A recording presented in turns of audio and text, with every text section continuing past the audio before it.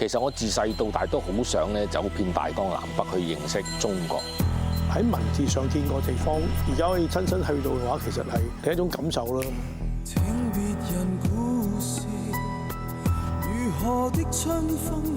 我哋先有幾多30年啦，其實識咗阿師兄其實超過30年。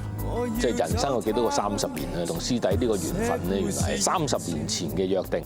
或是真真的不易，都想試一試。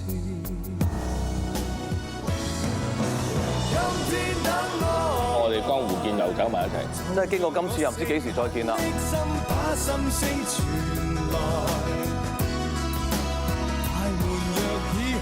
我先真正明白到咩叫做未在江湖嚟，飲杯。